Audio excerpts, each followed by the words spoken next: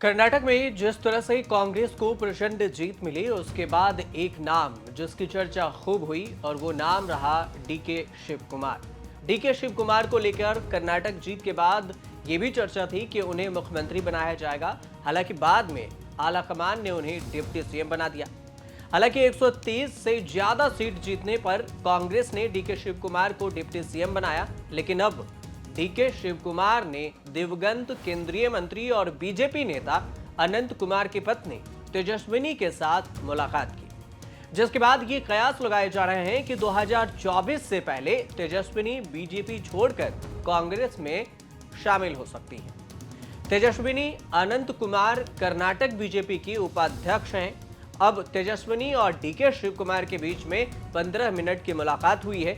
इस मुलाकात से शिव कुमार ने राज्य के राजनीतिक हलकों में उत्सुकता बढ़ा दी है कि क्या वो बीजेपी छोड़कर कांग्रेस में आ रही है। ऐसे अटकलें इसलिए भी है क्योंकि कर्नाटक में सत्ता में मौजूद कांग्रेस 2024 के लोकसभा चुनाव से पहले तेजस्विनी को शामिल कर सकती है। माना जा रहा है कि उसे बीजेपी के मामलों में दरकिनार कर दिया गया है।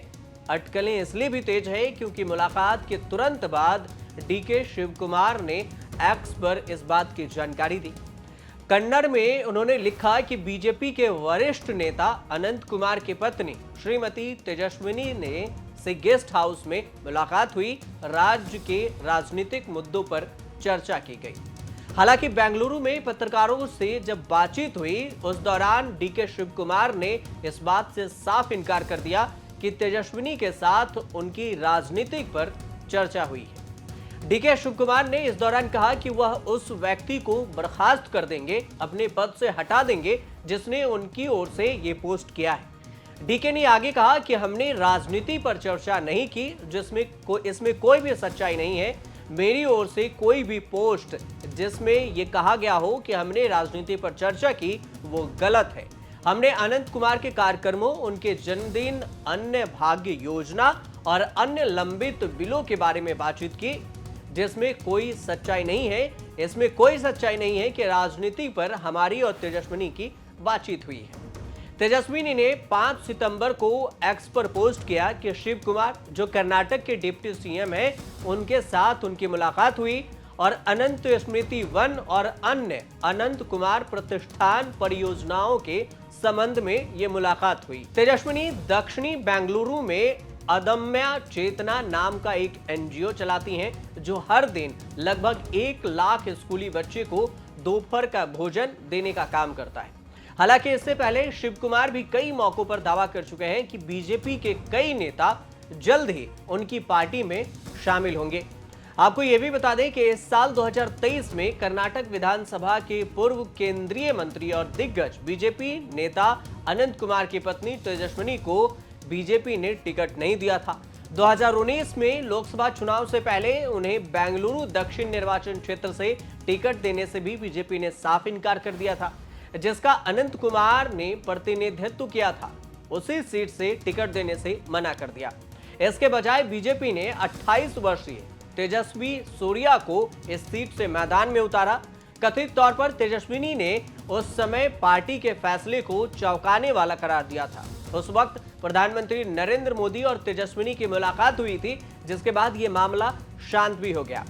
हालांकि ऐसी अफवाहें हैं कि वह बीजेपी से अलग हो सकती हैं, लेकिन तेजस्विनी ने खुद कभी सार्वजनिक रूप से ऐसा नहीं दावा किया कि वो बीजेपी छोड़ सकती हैं।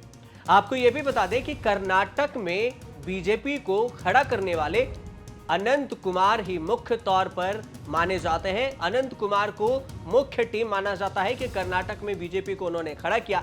बीजेपी के लिए दक्षिण में अनंत कुमार एक बड़ा नाम था। 1990 के दशक में केंद्र समेत उत्तर भारत के कई राज्यों में सत्ता हासिल करने वाली बीजेपी की चिंता दक्षिण के राज्यों में थी। यह वह दौर था जब बीजेपी दक्षिण में अपने विस्तार के लिए आतुर थी। ऐसे में कर्नाटक में अनंत कुमार ने यहां की कमान संभाली। वह उन प्रमुख नेताओं में से थे जिन्होंने दक्षिण के राज्यों को बीजेपी के लिए उर्वर बनाया और पार्टी में उनका योगदान भी काफी महत्वपूर्ण था। लेकिन उनके जाने के बाद उनके पत्नी को टिकट नहीं दिया गया। अनंत कुमार पहले छात्र राजनीति में थे और छात्र राजनीति के बाद 1987 में वह बीजेपी में शामिल हुए। ऐसे समय में कर्नाटक में अपनी सियासी पारी की शुरुआत की और यही कारण है कि 1998 में जब केंद्र में अटल बिहारी वाजपेयी की सरकार बनी तो अनंत कुमार केंद्रीय मंत्री बने।